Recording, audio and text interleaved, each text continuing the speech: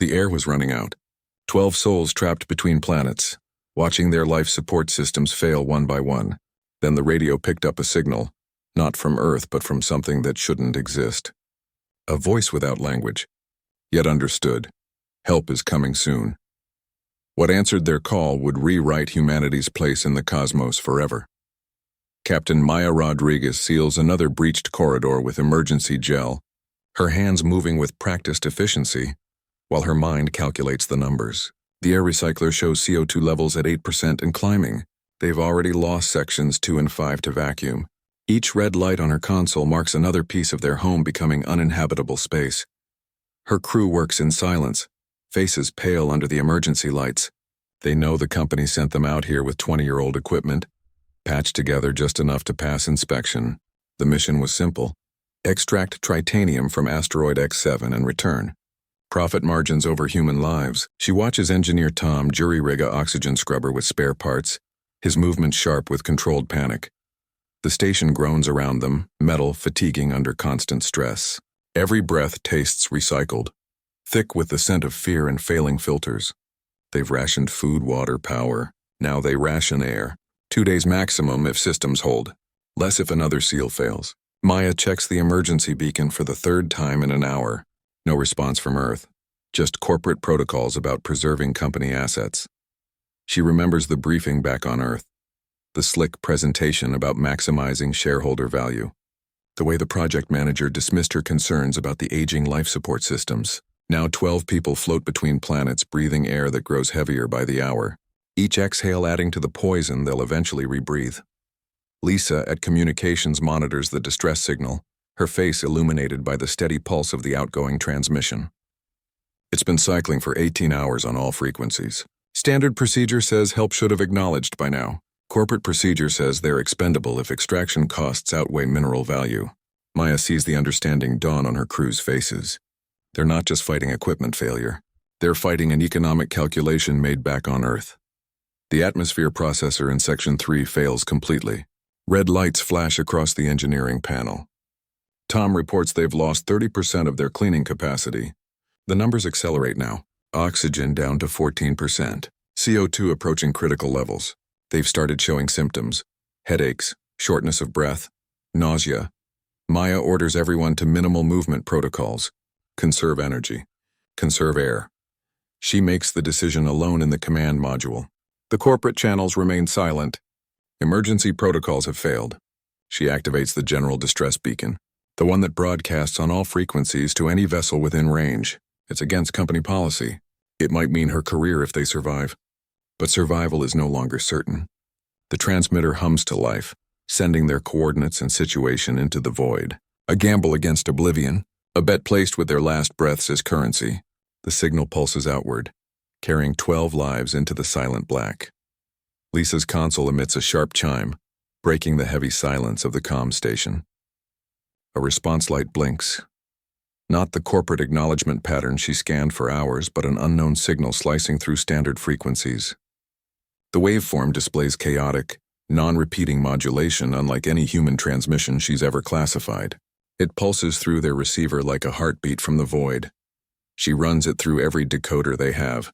Military, scientific, even old commercial bands. Nothing resolves into language. Yet their ship's main computer processes the signal automatically, as if recognizing something fundamental in its structure. The translation appears on her screen without any human command. 4 words materialize in clean text against the dark display. Help is coming soon. No source identifier, no coordinates, no vessel class or estimated arrival time. The crew gathers around her station, their breathing loud in the recycled air. Captain Maya asks the question they're all thinking. Who sent this? Their ship's database shows no record of alien civilizations. Humanity's exploration reached 12 systems and found only barren rocks and bacterial fossils.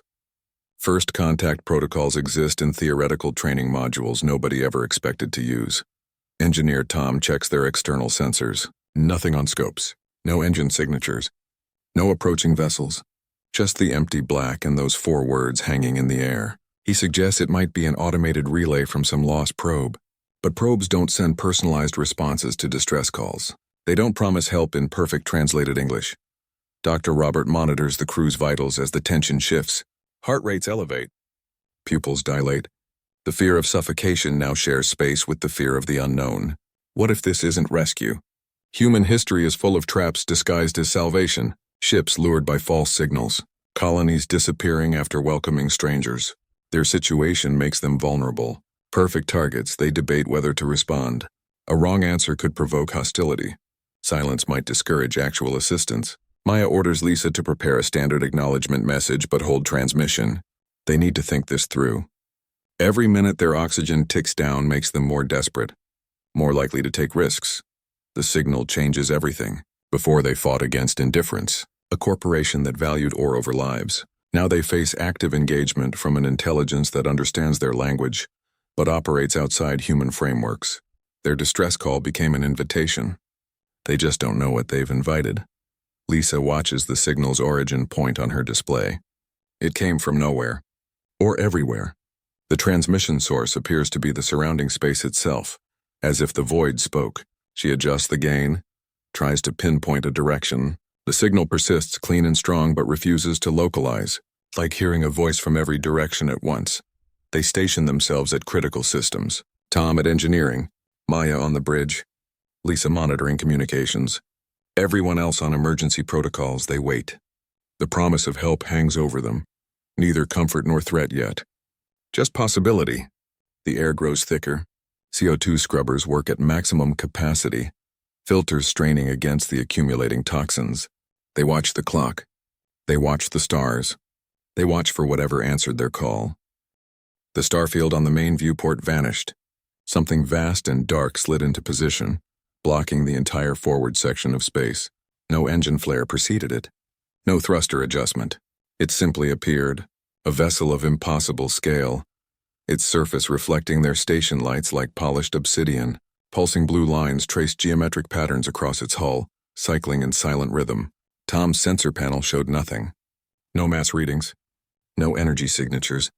Just the visual confirmation of something that dwarfed their station 10 times over. The airlock cycle initiated without any command from their side.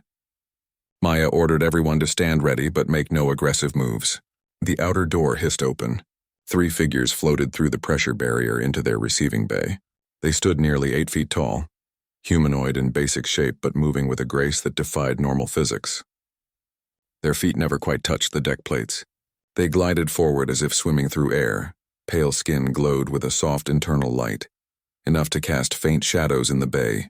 Their faces held recognizable features, eyes, nose, mouth, but arranged in proportions just outside human norms. The lead figure raised a hand in what might have been greeting or simple assessment. No weapons visible, no protective suits, just simple robes that flowed around them as if in slow motion. Maya took a step forward, conscious of 12 sets of human eyes watching her every move. She kept her hands visible away from her sidearm. The lead visitor observed her with calm detachment. Its eyes held intelligence but no emotion she could read. It made no sound. No attempt at communication beyond that initial hand gesture. Tom whispered over the comms from engineering. Their sensors still showed nothing. The massive ship outside registered as empty space. The visitors themselves gave no biological readings. No body heat. No respiratory signals. Just visual confirmation that they occupied physical space. The visitors began moving through the bay, gliding past equipment and storage lockers.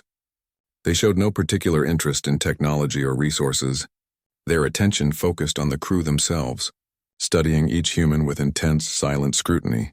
They moved through areas without opening doors, passing through solid matter as if it were mist. Dr. Robert monitored the crew's physiological responses from the medbay.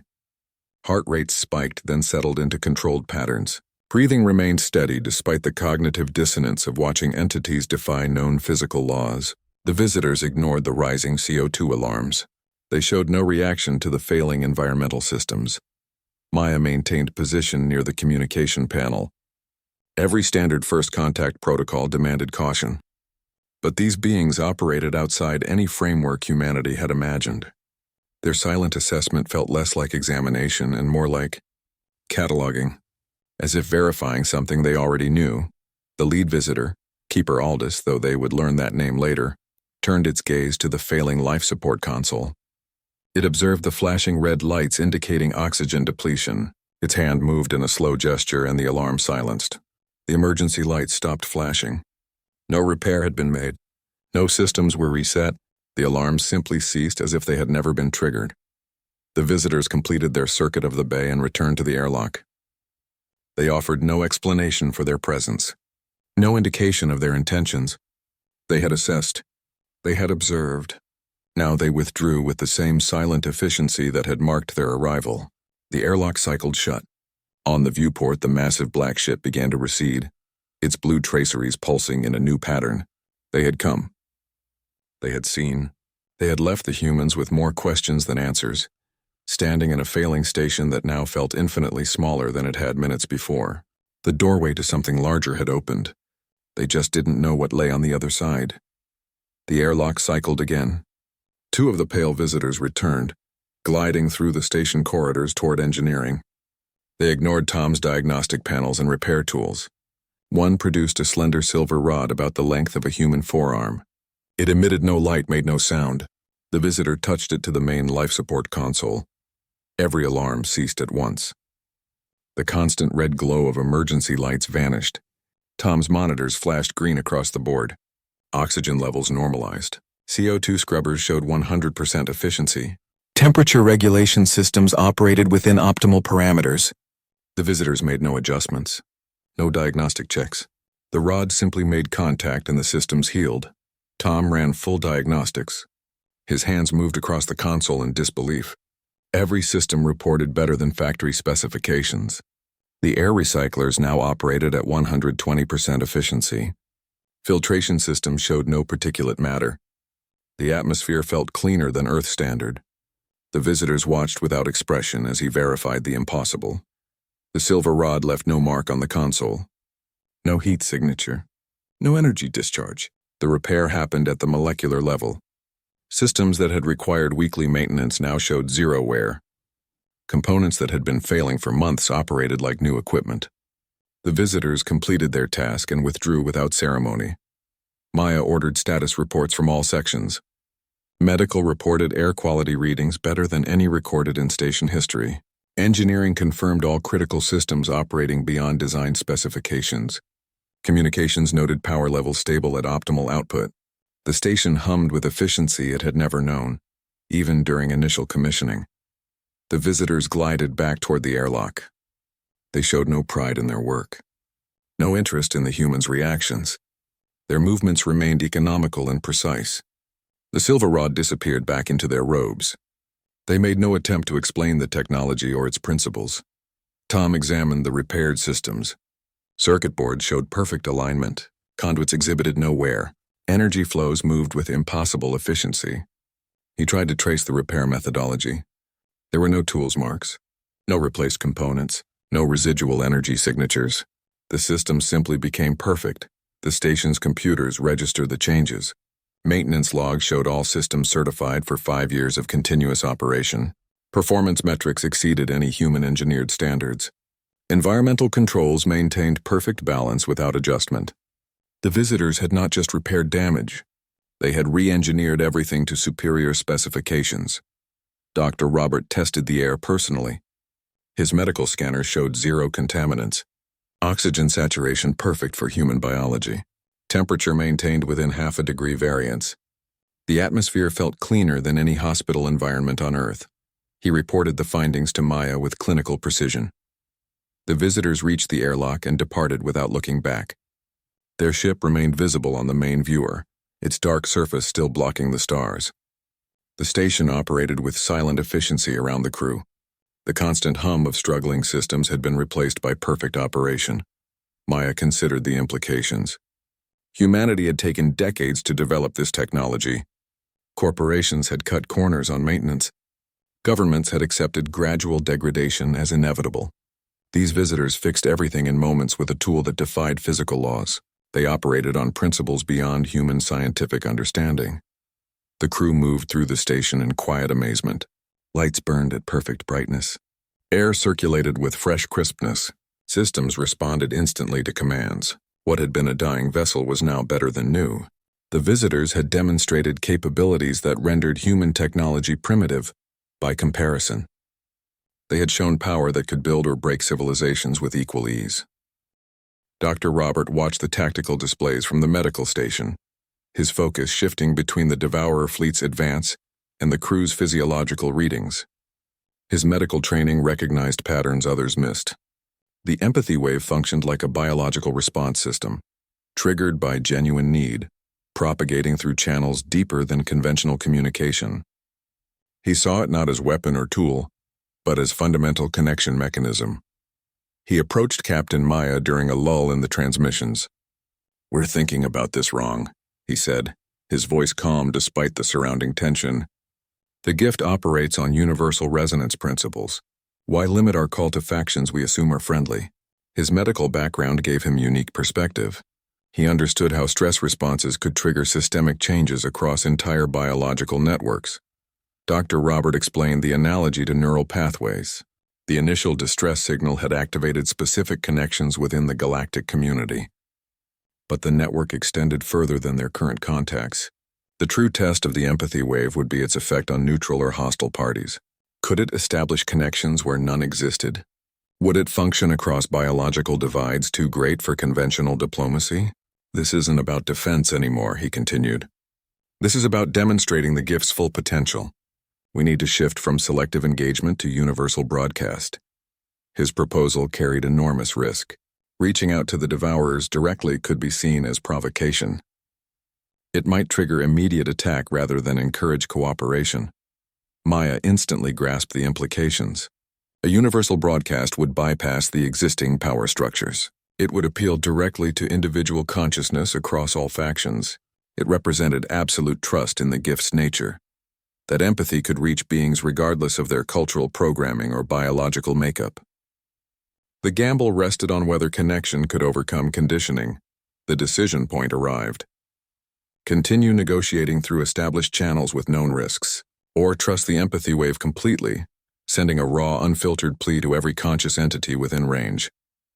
The first option offered controlled engagement with predictable outcomes. The second could save them or ignite total war across multiple star systems. Dr. Robert monitored the crew's vital signs as they considered the choice. Stress levels elevated, but remained within manageable parameters. Cognitive functions showed high alertness. The medical data supported proceeding with the gamble. Their biological readiness mirrored the situation's urgency. He outlined the medical parallels. Like introducing a new treatment protocol, they needed to trust the mechanism's fundamental integrity. The empathy wave had brought help when all conventional methods failed. Its operation followed consistent patterns of positive response. Expanding its application represented logical progression rather than reckless experimentation. Maya consulted with her senior staff. Lisa confirmed the communication systems could handle galaxy-wide broadcast. Tom verified power stability after the visitors' upgrades. Each system check brought them closer to decision. The Devourer fleet continued its advance, ignoring warning shots from other factions. The medical perspective provided crucial insight. Dr. Roberts' understanding of systemic connections suggested the empathy wave might operate like neurochemical pathways affecting receivers regardless of conscious intention. Even hostile entities might experience subconscious responses that could alter their actions. The gift's power might work beneath the level of conscious resistance. They prepared the broadcast equipment. Lisa configured the transmission for maximum coverage across known frequency bands. Tom routed additional power to the main array. The crew took positions at their stations, aware this moment would define humanity's galactic relationships for generations. The choice between caution and trust balanced on a knife's edge. Maya gave the final authorization. The systems hummed with building energy. The transmission would reach every vessel in the sector simultaneously. No filtering, no targeting, just pure emotional resonance broadcast to friend and foe alike. They would discover whether empathy could bridge the deepest divides or whether some gaps remained too wide for even this extraordinary gift to cross. Captain Maya activated the all-frequency broadcast with steady hands. She spoke directly into the microphone, her voice carrying the weight of their situation without theatrical emphasis. "We are afraid," she began. the words transmitting across every open channel in the sector. We are far from home and caught in a conflict we never asked for. The message went out raw and unfiltered, carrying the genuine emotional resonance of their predicament. She made no demands for military support or conquest. "We don't ask you to die for us," she continued, her tone firm yet open. "We don't want anyone to fight our battles." The transmission carried the signature of the empathy wave at its purest form, unadulterated by strategy or positioning. It was simply human fear and human hope broadcast without mediation. Her final request shifted the paradigm completely. "Just stop fighting," she said, the words clear across the void. "Help us find a way for everyone to live in peace." The simplicity of the appeal stood in stark contrast to the complex diplomatic negotiations that had preceded it. No conditions, no requirements, just an invitation to cooperate rather than conflict. The effect manifested immediately across the battlefield. Vessels that had been targeting each other paused their weapon systems. Targeting locks disengaged as operators across multiple fleets reassessed their actions. The empathy wave propagated through command structures and individual consciousness simultaneously, affecting decision-makers and combat personnel alike. War Commander Thiene's vessels halted their advance toward devourer positions. Their weapons remained active but no longer targeted specific foes. The Harmonious Collective's light patterns shifted from defensive postures to contemplative configurations. Even the Machine Intelligence Network's calculated maneuvers paused for recalibration. The Devourer fleet experienced the most dramatic shift. Their lead vessels, which had been pressing toward the human station with single-minded purpose, slowed their approach. Scanning systems showed decreased aggression signatures across their formation. The expansionist logic that drove them seemed to falter under the weight of direct emotional appeal. Individual crew members across all factions reported unusual psychological responses. Combat operators described sudden clarity about the consequences of their actions. Command personnel found themselves reconsidering strategic objectives that had seemed absolute moments before. The empathy wave didn't force compliance, it created space for reflection. Maya's transmission continued to cycle through translation systems across the Armada. Each species processed the message through their own psychological frameworks, yet the core meaning remained consistent. The plea for peace transcended biological and cultural differences, finding resonance in whatever passed for consciousness among the various beings. The space around the mining station transformed from a potential war zone to a suspended confrontation. Weapons remained powered but no longer aimed. Shields stayed active but no longer projected aggression. The various fleets maintained defensive positions while their command structures processed the unexpected appeal. Dr. Robert monitored the changing situation from the medical station. His biosensors showed decreasing stress levels across the human crew as the immediate threat diminished. More importantly, long-range scans indicated similar physiological changes occurring aboard nearby vessels. Heart rates normalizing, adrenaline levels dropping, cognitive patterns shifting from combat readiness to problem-solving mode. The Devourer commander broke the silence with a transmission that surprised everyone. "Your words reach unexpected places," he stated, his voice lacking its previous certainty. "We must reconsider our approach." The statement represented a fundamental shift from their earlier position of absolute certainty. The empathy wave had found purchase even in their expansionist mindset. Maya maintained her position at the communications console, watching the tactical displays update in real time. The universal plea had achieved what military posturing and diplomatic negotiations could not. It had created a pause in the escalation cycle, a moment for reconsideration, a space for alternatives to emerge from what had seemed like inevitable conflict. The transmission continued to propagate through the sector, reaching vessels that had remained on the periphery of the confrontation. Each new receiver added to the growing momentum toward de-escalation. The human gift had demonstrated its most powerful application, not as weapon or tool but as bridge between seemingly irreconcilable positions. Keeper Aldous returned alone, gliding into the command center without announcement. His voice manifested directly in their minds this time, bypassing auditory channels. The translation carried the weight of millennia. "Your distress signal was not the first we have received from your species." The statement hung in the perfectly repaired air of the bridge. He explained the phenomenon while the crew watched sensor feeds. showing new contacts appearing across nearby space. Dozens of vessels, then hundreds, each representing a different biological configuration, a different technological approach to interstellar travel. They converged on the mining station's coordinates from every vector. Aldous called it the empathy wave, a resonant frequency generated by genuine human distress that propagates through subspace. Every human carries this capacity, he revealed. It lies dormant until activated by true existential need. The signal doesn't just transmit coordinates or language. It broadcasts the emotional context of the crisis. The fear, the hope, the determination to survive. This emotional signature triggers response protocols across known space. Species that have never communicated with humanity recognize the call on instinctive levels. The galaxy has been waiting for this moment, Aldous conveyed, monitoring humanity's development, watching for the emergence of this ability. Previous signals had been weaker. A lost exploration ship here, a failed colony there. Each drew limited response from nearby systems. But this transmission carried unusual strength. The combination of corporate neglect and crew resilience created a particularly potent signal. Humanity's self-perception as a minor species exploring a largely empty universe shattered in that moment. They weren't pioneers discovering empty space. They were latecomers entering a populated neighborhood that had been observing them through one-way glass. Their technological achievements suddenly seemed primitive. Their political structures appeared provincial. Their entire civilization stood recontextualized against a galactic backdrop. Aldous showed them the response patterns on their own monitors. Vessels from hundreds of species moved toward their position. Some traveled faster than light. Others used dimensional folding. A few seemed to simply appear at the periphery of the system. Each represented civilizations that had developed in isolation from humanity. They shared only one common trait: response to the empathy frequency. The crew understood their situation had transformed completely.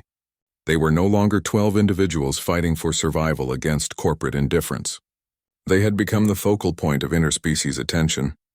Their actions would set precedents for humanity's future relations with the broader galactic community. Every move would be observed, every decision analyzed. Maya asked the obvious question: why help? Why would hundreds of species respond to a signal from a species they'd never contacted? Aldous's answer reshaped their understanding of the cosmos. The empathy wave represents a rare and valuable commodity in galactic society. Species capable of generating it occur once every few millennia. Their emergence tends to correlate with periods of great galactic change. The visitors who repaired their station represented the first civilization, oldest of the spacefaring species. They served as stewards of this process. Their role involved monitoring for the empathy frequency and coordinating initial contact protocols. They ensured new species weren't overwhelmed or exploited upon discovery of their ability. Humanity's place in the cosmic order shifted from insignificant to potentially pivotal in those moments. Their capacity for generating the empathy wave made them valuable to every species now approaching. Some would seek alliance. Others might attempt manipulation. A few would see them as resources to be controlled. The quality that made them valuable also made them vulnerable. The sensor panel showed the Armada consolidating position around the station. Vessels of every conceivable design took up formation. Huge crystalline ships floated beside organic-looking craft. Geometric patterns of light moved in precise coordination. They maintained careful distance from each other, while focusing attention on the small human station at the center of their convergence. Aldous warned them the coming hours would determine humanity's future. The first interactions would set patterns for centuries to come.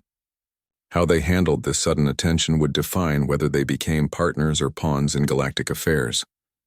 The empathy wave had opened the door. Now they had to step through it into a universe far more complex and dangerous than they had imagined. The space around the mining station filled with ships of impossible variety. Crystalline structures floated beside biological vessels that pulsed with internal light. Geometric formations of pure energy drifted near mechanical constructs of dark metal. Each fleet maintained precise distance from the others, creating layered spheres of influence around the human station. Their very presence distorted local spacetime, causing sensor readings to fluctuate wildly. A council formed through overlapping communication channels. War Commander Thien of the Voss appeared on the main viewer. a being of sharp angles and gleaming armor. His voice rasped through the translation systems. The Voss Collective offers permanent guardianship. We will eliminate all threats to your species. Our fleets stand ready to purge any who oppose human expansion. His offer carried the certainty of absolute force, protection through overwhelming military dominance. The Harmonious Collective transmitted their proposal through intricate light patterns that resolved into human language.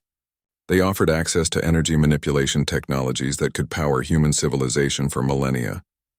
Their vessels demonstrated the capability by harvesting background radiation and converting it to usable power. They promised an end to resource scarcity through mastery of fundamental forces. Their help came with the requirement of adopting their philosophical principles of balance and harmony. The Machine Intelligence Network established direct interface with the station's computers. Their communication bypassed audio-visual channels entirely, appearing as perfect text on every screen. They promised integration into their network, offering collective processing power that would accelerate human technological development by centuries. Efficiency would replace chaos. Predictability would override emotion. Their help meant becoming part of something larger, more organized, more capable. Each faction viewed assistance through their own evolutionary lens. The Voss saw safety through strength. The Harmonious Collective sought enlightenment through energy mastery. The Machine Intelligence pursued perfection through integration. Their competing visions reflected ancient divisions in galactic politics. The station became the focal point of tensions that had simmered for millennia. Humanity's empathy wave became a commodity in interstellar negotiations. The various species recognized its value for different reasons. Some sought to weaponize it against rivals. Others wanted to study its properties for scientific advancement. A few saw it as a spiritual artifact to be preserved. The crew found themselves at the center of a bidding war they didn't understand. Keeper Aldous observed the proceedings with calm detachment. He explained these offers represented standard first contact procedures. New species always attracted attention from multiple galactic powers. Each sought to shape the emerging civilization to their own paradigms. The empathy wave made humanity particularly desirable for alliance or acquisition. War Commander Thien grew impatient with the deliberation. His vessels moved closer to the station, weapon systems activating invisible displays of readiness. He demanded immediate acceptance of his protection offer. The other factions responded by strengthening their own defensive postures. The space around the station became a layered battlefield of competing technologies. The crew recognized the danger in these offers. Each form of help came with implicit control. Acceptance meant aligning with one galactic power against others. It meant adopting foreign values and systems. The assistance wasn't free. It demanded commitment to the helper's agenda. Protection could become occupation. Knowledge could become dependence. Integration could mean assimilation. Maya kept communication channels open to all parties while maintaining strict neutrality. She requested time for consideration based on human decision-making processes. The various factions agreed to a temporary standstill, though their vessels maintained combat readiness. The station floated at the center of a frozen conflict, surrounded by armadas waiting for a decision that would shift galactic balances of power. Each potential ally watched the humans, measuring their responses, calculating how to turn this situation to their advantage. The empathy wave had brought help, but every offer of assistance came with chains invisible until accepted. A new vessel joined the formation, smaller than the war fleets but commanding immediate attention from all present. Its surface shimmered with soft white light, projecting calm authority.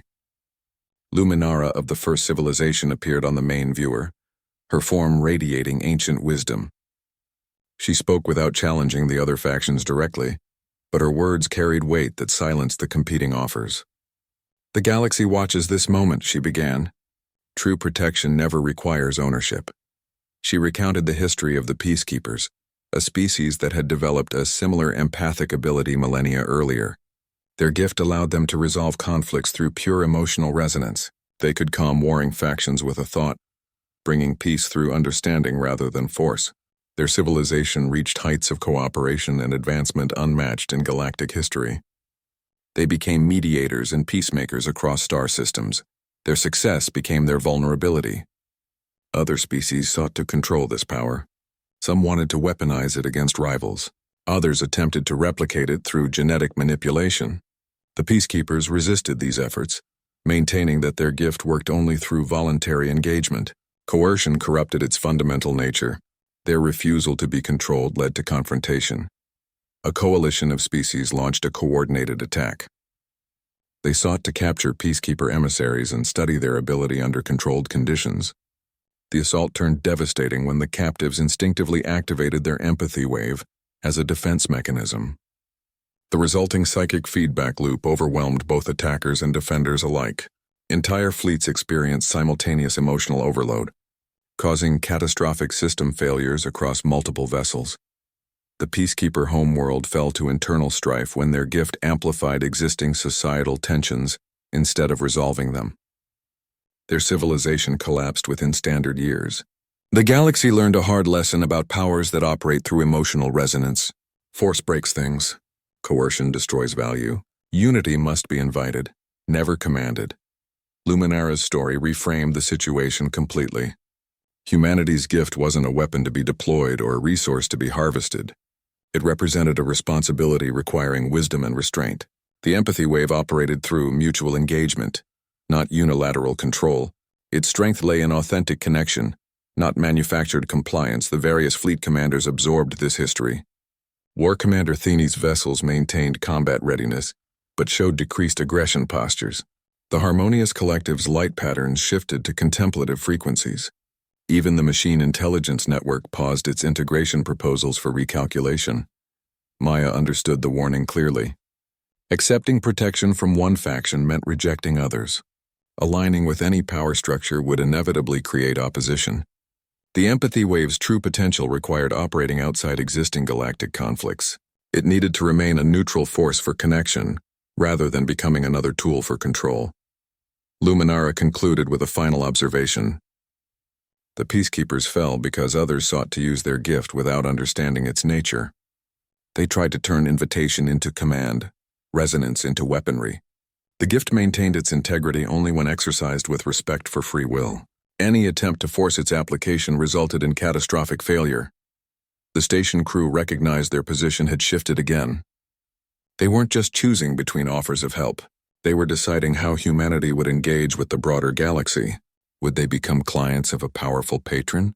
Or would they find a different path that honored the nature of their gift? The various armadas maintained position, waiting for humanity's response.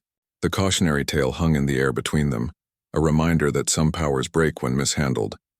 True cooperation requires voluntary participation. Forced submission creates systems that eventually collapse under their own contradictions. The empathy wave offered connection, but only if handled with understanding of its delicate nature. New contacts appeared at the edge of the formation, angular ships with jagged silhouettes that moved with aggressive purpose. They pushed through the established fleet positions without slowing, their energy signatures reading like weapon systems at full charge. The lead vessel transmitted a single burst message across all frequencies. "The human gift will serve our expansion." The translation carried cold certainty. No request. No negotiation. A statement of intent. War Commander Thene's vessels immediately shifted to defensive formations. The harmonious collective's light patterns intensified to protective shielding. Even the machine intelligence network recalibrated its positioning for potential conflict. Keeper Aldous identified the newcomers as the Devourers, a faction known for consuming other species' abilities through biological harvesting. They saw empathy not as connection but as resource extraction. Their technology reflected their philosophy. Scanning systems showed ships designed for capture and containment. Energy signatures matched known patterns for neural extraction and genetic sampling. Their approach showed no interest in communication or cooperation. They moved like predators isolating prey from a herd. The other fleets recognized the fundamental threat they represented to galactic stability. The Devourers targeted the mining station with focused scanning beams. Their sensors probed the human crew's biological signatures, analyzing the empathy wave at its source. They showed particular interest in brain activity patterns and hormonal responses. Their scans felt invasive, like medical examinations conducted without consent. The crew reported headaches and disorientation under the probing. War Commander Thene issued a challenge across open channels. His vessels moved to block the Devourer advance. Weapons systems activated in coordinated patterns. The Devourers responded not with words but with action. Their lead ship fired an energy net designed to immobilize rather than destroy. It caught 3 Voss fighters in containment fields that neutralized their systems without damage. The space around the station became a complex tactical environment. Multiple fleets operated with different rules of engagement. Some sought to protect the humans. Others positioned themselves as neutral observers. A few factions seemed to be assessing which side offered better opportunities. The situation balanced on the edge of open conflict, with the station at the center. Luminara's vessel moved between the Devourers and the station. She transmitted the Peacekeeper history again, emphasizing the dangers of attempting to control the empathy wave. The Devourers acknowledged the transmission, but dismissed its relevance. Their response clarified their position. Strength through acquisition. Growth through consumption. Your caution represents weakness. The Devourer commander focused directly on Maya through the communication system. His translated voice carried chilling simplicity. Your species possesses a tool we require. You will be preserved and studied. Your ability will enhance our expansion across sectors. Resistance will be met with necessary force. The offer contained no negotiation. It was presented as inevitable outcome. Maya maintained station protocols while assessing options. The Devourers represented a threat different from the other factions. They didn't want alliance or influence. They wanted ownership of the empathy wave itself. Their technology suggested they had successfully harvested other species' abilities before. Their confidence indicated they expected similar success here. The other fleet commanders watched humanity's response carefully. This moment would test whether the empathy wave could affect a species incapable of reciprocating. The Devourers represented the ultimate challenge to the gift's nature. Could connection work on beings who only understood consumption? Would force be required to stop those who understood only force? Space around the station filled with shifting fleet positions. The Devourers pressed forward despite multiple warning shots from various factions. Their ships displayed advanced shielding that absorbed energy weapons with minimal effect. They moved with single-minded purpose toward the mining station, ignoring diplomatic protests and military threats alike. The confrontation became inevitable. Supreme Hunter Vexar's transmission cut through the tense silence. His voice altered from its earlier certainty. Your words reach places in our consciousness we had forgotten. The statement carried weight across the communication channels. His vessels, which had been advancing with single purpose, now held position. Weapon systems powered down across the Devourer formation. The shift occurred without debate or visible command structure alteration. Across the assembled fleets, similar reconsiderations unfolded. War Commander Thene's ships maintained defensive postures but ceased targeting specific enemies. The Harmonious Collective's light patterns shifted from combat readiness to contemplative analysis. Even the Machine Intelligence Network recalculated its strategic objectives. The shared understanding of the situation transformed from competitive advantage to collective responsibility. Luminara's vessel moved forward among the fleets. She confirmed the transformation's authenticity through multi-spectrum analysis. Her sensors detected coherent emotional resonance, spreading across the biological and artificial intelligences present. The change operated at fundamental levels of consciousness, altering decision-making processes without overriding free will. She verified this wasn't coercion but genuine perspective shift. The first civilization proposed the Galactic Cooperation Council directly to all parties. The framework bypassed existing power structures and alliances. It offered representation based on species rather than military strength. Decision-making would require consensus rather than majority rule. The Council would coordinate mutual aid projects, resource sharing, and conflict resolution through mediated discussion. Earth's position shifted from vulnerable outlier to respected participant. Maya received formal recognition as humanity's interim envoy. The title carried no special privileges but established communication protocols with all council members. She gained access to diplomatic channels previously reserved for established spacefaring species. The network of potential partners expanded from selective alliances to inclusive participation. Humanity's approach to galactic relations transformed completely. The crew began discussing partnerships based on mutual benefit, rather than protection. They considered technology exchanges that respected cultural differences.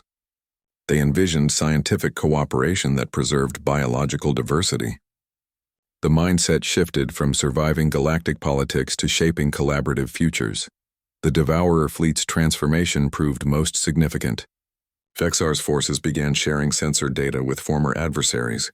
They offered navigation information through previously contested space. Their technical specialists communicated repair techniques to vessels they had recently threatened.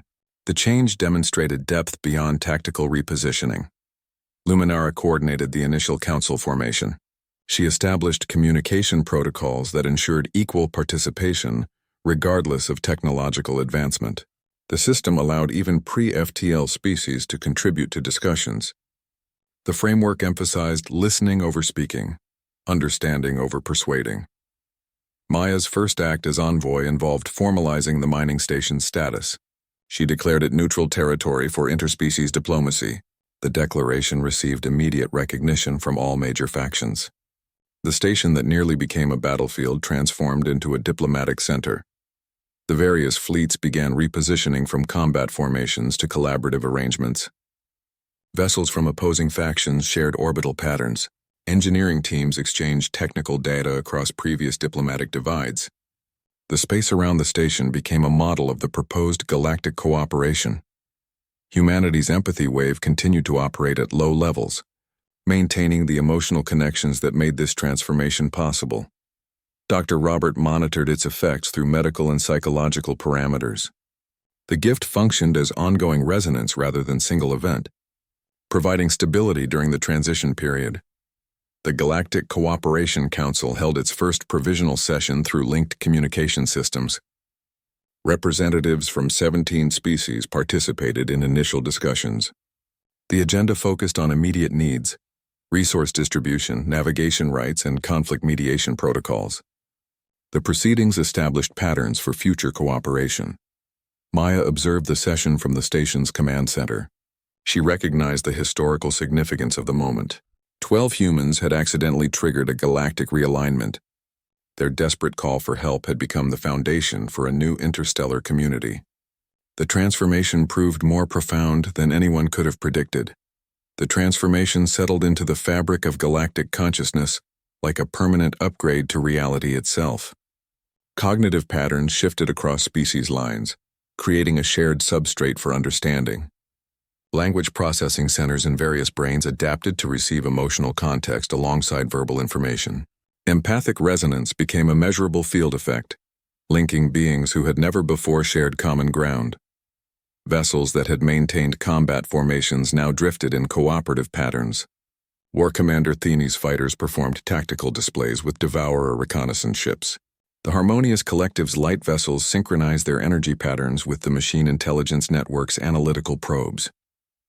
What had been a standoff became a demonstration of interspecies coordination. Diplomatic communications accelerated beyond previous limitations. Translation systems operated with near-instantaneous accuracy, conveying nuance and subtext across biological divides. Negotiations that would have taken standard weeks now completed in hours. The shared cognitive framework allowed participants to understand positions without lengthy explanations. Miscommunication rates dropped to negligible levels. Collaboration extended beyond diplomacy into practical operations. Engineering teams from different species worked on joint projects without compatibility issues. Medical specialists shared treatment protocols across biological boundaries. Scientific research accelerated through combined methodologies. The empathy wave had established common ground where none existed before. The gift's true nature became clearer through sustained use. It functioned best as invitation rather than command. Attempts to direct others' actions met with resistance. Requests for cooperation received positive responses. The distinction proved crucial for maintaining the transformation's integrity. Force damaged the connections while respect strengthened them. Galactic society began restructuring around these principles. Treaties were drafted with consensus requirements rather than majority rules. Resource-sharing agreements prioritized need over ownership. Technology exchange programs focused on mutual benefit rather than advantage. The framework encouraged generosity while preventing exploitation. Replication technology became the first major test of the new system. The harmonious collective shared matter-energy conversion principles with all council members. The knowledge could have been hoarded for strategic advantage. Instead, it became common property with usage guidelines. The technology promised to eliminate resource scarcity across known space. Cultural exchanges followed technological sharing. Art forms from different species entered collective archives. Music, visual arts, and literature circulated through communication networks. Understanding grew through exposure to alien perspectives. The exchanges created bonds that reinforced the political framework. Scientific cooperation produced immediate benefits. Medical researchers combined knowledge from multiple biological traditions. Disease treatment advanced across species lines. Environmental systems improved through shared engineering solutions. Energy production became more efficient through combined research efforts. The empathy wave continued to operate as background resonance. It maintained the connections between species without conscious effort. The gift had become self-sustaining, operating through the network it had created. Its effects stabilized rather than diminished over time. Humanity's role evolved within this new framework. They served as living examples of the gift's operation. Their continued presence helped maintain the connections they had initiated. Other species looked to them for guidance in applying empathic principles. The transformation proved durable against stress testing. Simulated conflicts resolved faster than historical precedents. Resource disputes settled through mediation rather than force. The system demonstrated resilience under pressure, adapting to challenges without breaking. The upgrade affected even the most fundamental interactions. Trade negotiations considered environmental impact alongside profit. Exploration protocols included cultural preservation measures. Every aspect of interspecies relations incorporated the new understanding. The mining station remained operational as a diplomatic center. Its systems maintained perfect function thanks to the visitors' repairs. It served as physical proof that cooperation produced better results than conflict. The place that nearly witnessed destruction became a symbol of galactic unity. The permanent upgrade represented more than technological advancement. It signaled an evolutionary step in how intelligent beings interacted. The empathy wave had rewritten the rules of engagement across known space. What began as a desperate call for help had become the foundation for lasting change. A vessel of the first civilization established orbit around Earth, its pearlescent hull visible to telescopes across the planet. Luminara herself descended to United Nations headquarters, her form gliding through the assembly hall without disturbing the air. She presented credentials to the Secretary General, formalizing diplomatic relations between Earth and the galactic community. The embassy would serve as both learning center and cultural exchange point, offering humanity access to millennia of accumulated knowledge. The Galactic Cooperation Council began operations from a neutral star system, its headquarters constructed through combined efforts of multiple species. The framework emphasized consensus-based decision-making over majority rule. Each member species held equal voting rights regardless of technological advancement or military strength. The Council's first actions involved establishing standard navigation protocols and resource-sharing agreements across previously contested regions. Coordination extended beyond diplomacy into practical matters. Joint scientific missions explored uncharted sectors with mixed-species crews. Emergency response networks formed to handle incidents across member territories. Trade routes opened with standardized regulations that prevented exploitation. The system operated through continuous communication rather than periodic summits, creating an ongoing conversation across light years. The mining station crew became living symbols of the new ethics. Their images circulated through galactic media networks, their story studied across species boundaries. Captain Maya's leadership under pressure became a case study in crisis management. Dr. Roberts' medical insight informed xenobiological research. Engineer Tom's technical adaptations influenced cross-species engineering standards. Lisa's communication approach set patterns for interspecies dialogue. Their fundamental choice defined the new paradigm. They had asked for help rather than demanding assistance. They sought cooperation rather than resorting to threats. This approach became the model for galactic interactions. Other species began adopting similar patterns in their dealings across cultural divides. The human example demonstrated that vulnerability could be strength when met with reciprocal respect. The learning process became multidimensional. Humanity gained access to advanced technologies that solved long-standing problems. Medical knowledge from multiple species addressed Earth's health crises. Energy systems based on new principles ended resource scarcity. In return, humanity shared its unique perspective on perseverance and adaptation. Their recent emergence as a spacefaring species offered fresh viewpoints on galactic challenges. The Grand Alliance took shape through countless small interactions. Voss warriors trained with Devourer scouts on joint reconnaissance missions. Machine intelligence networks integrated with organic decision-making systems. The Harmonious Collective's energy specialists worked with physical engineers from dozens of species. Diversity became operational strength rather than organizational challenge. Power struggles gave way to problem-solving collaborations. Disputes over resources shifted from territorial claims to distribution logistics. Cultural differences became subjects of study rather than sources of conflict. The constant competition for advantage transformed into shared investment in collective advancement. The new system valued stability over dominance. Paying it forward became standard operational procedure. Species that received assistance offered help to others without expectation of return. Knowledge circulated freely across previous informational barriers. Emergency support deployed automatically to any member in distress. The practice created self-reinforcing cycles of mutual aid that strengthened the entire network. They called the principle simply, "You asked, the galaxy answered." The phrase encapsulated the fundamental transaction that had transformed interstellar relations. A request for help honestly made received genuine response. This exchange pattern replicated across countless interactions, creating a galactic culture based on reciprocal support. The simple act of asking became the foundation for everything that followed. The silence stretching across the battle zone became the first sign of the coming change. Weapon systems powered down across hundreds of vessels. Targeting computers disengaged. The aggressive formations that had characterized the standoff relaxed into something closer to observation patterns. The human plea created space where none existed before. A breathing room that allowed for reconsideration. Even the Devourer fleet showed unexpected responses. Their lead vessels halted advance maneuvers. Scanner profiles indicated decreased aggression signatures across their entire formation. The expansionist logic that drove them seemed to falter under direct emotional appeal.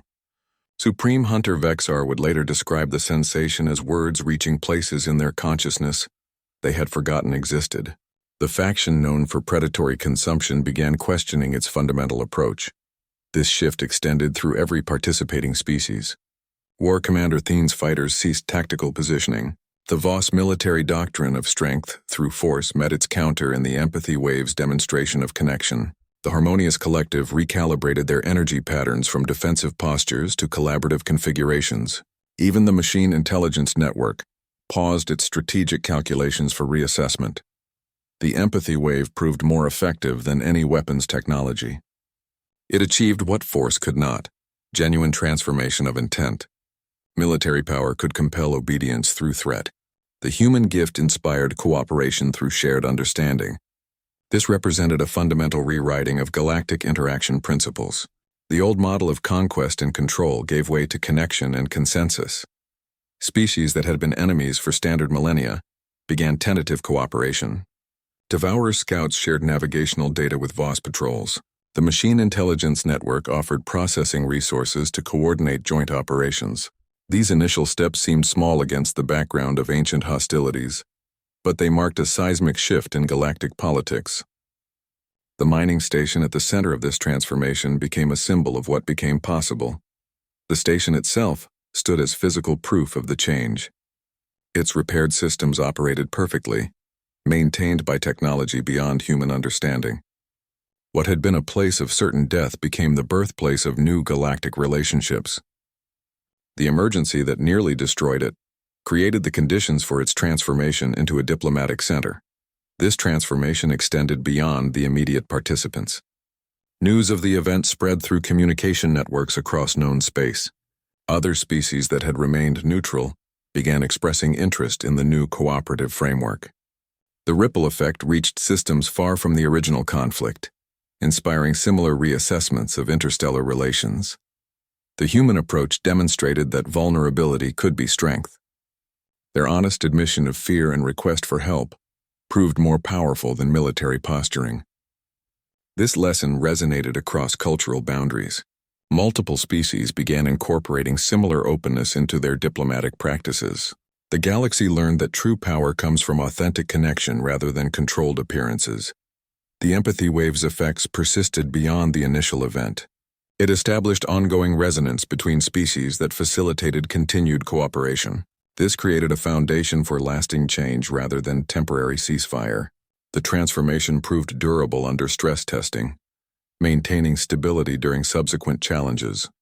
From what seemed certain destruction emerged new possibilities for galactic civilization. The station that nearly witnessed total loss became the starting point for unprecedented collaboration. Its story circulated as evidence that even the most entrenched conflicts could find resolution through genuine communication. The human gift had not just stopped a battle, it had opened a doorway to different ways of being across known space. The ripple effects continued spreading through political systems, cultural exchanges, and scientific cooperation. Each new interaction built upon the initial transformation, creating self-reinforcing cycles of mutual understanding. What began as a desperate plea became the catalyst for rewriting how intelligent beings relate across species boundaries. The galaxy would never return to its previous state of isolated competition. The transition from discovering their gift to using it wisely became humanity's central challenge. Every interaction now carried the weight of precedent. The galaxy watched how they handled this unprecedented influence. Their success would determine whether the new galactic order succeeded or repeated the Peacekeeper's tragic fate. Keeper Aldous remained a constant presence, offering guidance from the first civilization's long experience. He emphasized the critical distinction between invitation and command. The empathy wave functioned through voluntary engagement. Attempting to force its effects damaged the connections it created. This required constant vigilance against the natural temptation to control outcomes. The mining station crew became living examples of this principle. Captain Maya demonstrated leadership through consultation rather than decree. Dr. Roberts' medical insights focused on enabling others' capabilities. Engineer Tom shared technical knowledge without imposing solutions. Lisa's communications emphasized listening as much as speaking. They showed that true strength lay in empowering others to find their own paths. Earth established new diplomatic training programs focused on these principles. Cadets learned the art of invitation rather than demand. They studied the Peacekeeper's history as a cautionary tale about the dangers of coercive power. Simulations tested their ability to resist the urge to control situations. The curriculum emphasized that influence earned through respect outlasted compliance gained through force. The gift required ongoing self-regulation. Humanity had to monitor its own impulses constantly. The desire to help could easily become the urge to direct. Well-intentioned assistance might slide into unconscious domination. They developed protocols for checking motivations before engaging the empathy wave. Every use required answering why they were intervening and what outcome they truly sought. Galactic observers noted these efforts with interest. Species that had experienced domination by others watched particularly closely. They looked for signs that humanity would repeat historical patterns of powerful species imposing their will. The Devourers maintained cautious distance while monitoring these developments. Their transformation remained incomplete, still testing whether cooperation could replace consumption. Humanity's approach to technology exchange demonstrated their commitment to responsible stewardship. They shared knowledge freely but established usage guidelines focused on mutual benefit. Energy systems that could power entire civilizations came with environmental protection requirements. Medical advances carried ethical usage protocols. The frameworks ensured technology served collective advancement rather than individual advantage. The Peacekeeper's shadow loomed over every decision. Their civilization had fallen when they began using their gift to compel rather than connect. That path started with small compromises, justifying control for noble purposes. Humanity recognized the same potential within themselves, the temptation to make others see things their way. The rationalization that they knew better what others needed. This awareness shaped their galactic engagements. They offered assistance only when requested. They provided options rather than directives. They respected others' choices even when those choices differed from their preferences. The approach sometimes resulted in slower progress but built more durable relationships. The true test came when conflicts emerged between other species. Humanity resisted intervening unless asked by all parties. They facilitated communication without taking sides. They offered mediation while respecting each species' right to determine their own solutions. This restraint demonstrated deeper understanding of their gift's nature. Their success would determine the galactic civilization's future. If humanity could steward this power wisely, they might create lasting stability across known space. If they succumbed to the temptation of control, they would likely follow the peacekeepers into collapse. The responsibility rested not on governments or institutions, but on every human who might use this ability. The crew's legacy became the standard against which humanity measured itself. Their initial response to crisis, asking for help rather than demanding assistance, set the pattern for all that followed. That simple choice continued to define how humans approached their place in the galaxy. The power to connect carried with it the duty to respect the connections formed. The 12 names became known across star systems. Captain Maya Rodriguez, Dr. Robert Evans, Engineer Tom Mason, Communications Specialist Lisa Chen. Their identities merged into a single legend representing humanity's best qualities under pressure. Galactic media depicted their story as the turning point in interstellar relations. Their images appeared in educational materials from the core worlds to the frontier sectors. Captain Maya's leadership became required study at military academies. Her decisions during the crisis were analyzed frame by frame. Instructors highlighted her calm under oxygen depletion, her choice to trust the alien signal despite the risks, her handling of first contact protocols without existing guidelines. Cadets practiced scenarios based on her command decisions. Her approach demonstrated that authority could be exercised through consultation rather than command. Dr. Roberts' medical insight entered xenopsychology curricula. His recognition of the empathy wave's universal application became a landmark in interspecies studies. Researchers analyzed his thought process that shifted their strategy from selective engagement to broad appeal.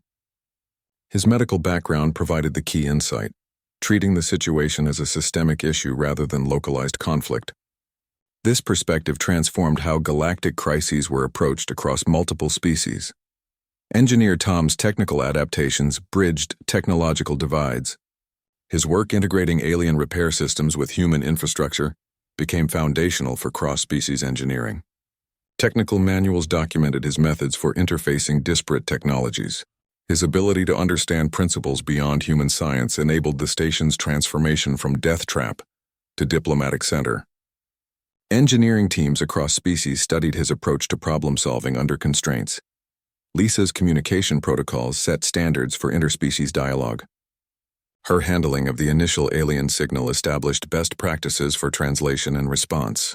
The Galactic Cooperation Council adopted her methods for initial contact situations. Her work demonstrated that effective communication required understanding emotional context alongside verbal content. This approach became essential for diplomatic interactions across language barriers. They represented ordinary humans achieving extraordinary things under ultimate pressure. None were selected for special abilities or unique training. They were miners and technicians facing certain death. Their response to the crisis demonstrated that courage and connection resided within everyday people. This realization changed how humanity viewed itself and how other species viewed humanity. Their legacy became the foundation for galactic cooperation. The mining station where they nearly died became a pilgrimage site for diplomats. The table where Maya made the decision to broadcast universally was preserved under transparent alloy. The communication console Lisa used was displayed in the Galactic Museum. These artifacts served as reminders of the choices that shaped the new era. The crew's story proved that transformation could emerge from crisis. Their vulnerability became their strength. Their willingness to ask for help created a new model for galactic relations. This reframed the concept of power from control to connection. Their example showed that true influence came from empowering others rather than dominating them. Their names became synonymous with specific virtues across species boundaries. Maya represented calm leadership under pressure. Robert embodied creative problem-solving. Tom exemplified technical adaptability. Lisa personified effective communication. These qualities became the pillars of the new galactic society. Species that had valued only strength or intelligence began recognizing the importance of these softer skills.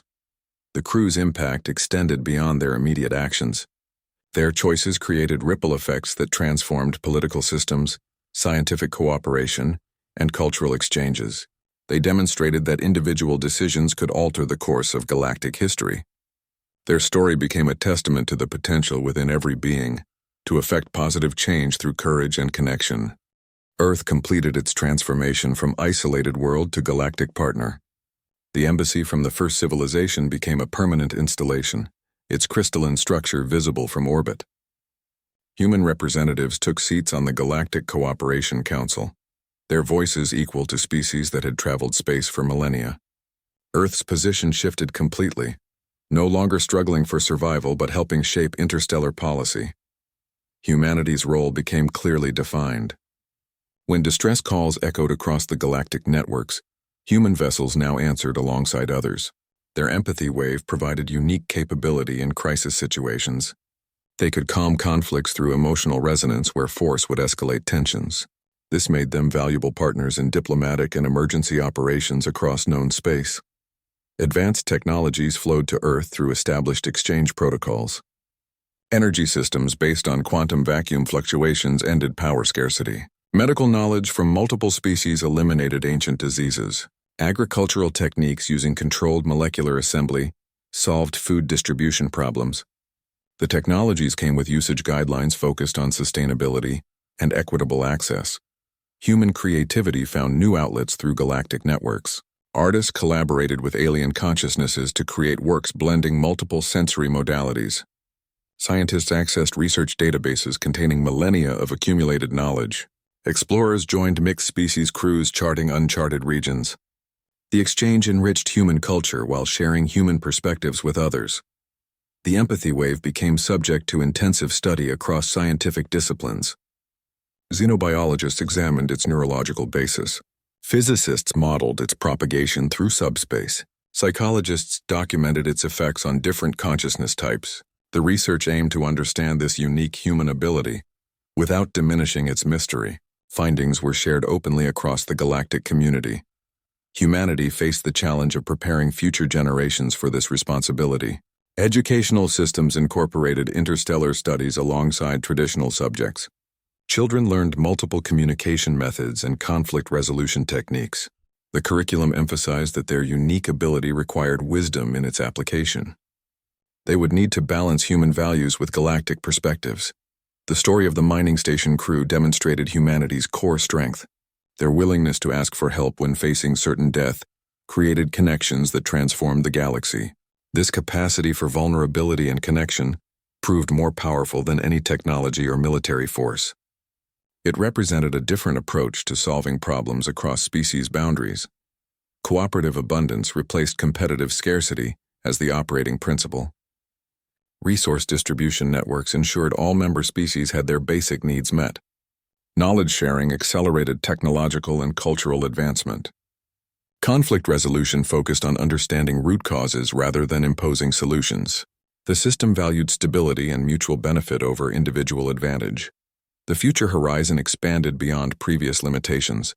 Human settlements spread to new worlds with galactic support. Joint research projects tackled fundamental questions about consciousness and reality.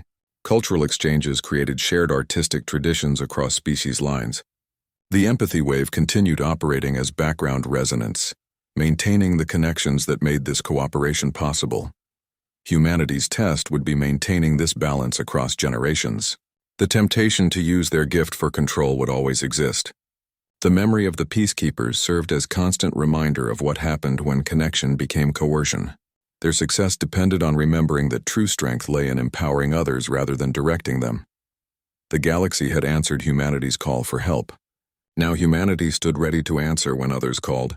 This reciprocity created a self-reinforcing system of mutual support. The future promised continued expansion of understanding and cooperation. What began with 12 people fighting for air had become a galactic civilization, built on shared values and common purpose. The air was running out until humanity discovered their true power wasn't in survival, but in connection. That honest cry for help became the strongest signal, not a weapon, but a transformative plea that reached across species and ideologies. The galaxy answered with unprecedented cooperation, reshaping cosmic politics through shared understanding rather than force.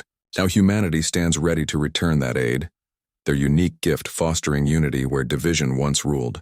The empathy wave continues to resonate, reminding all species that true strength lies not in control, but in the courage to ask and willingness to answer.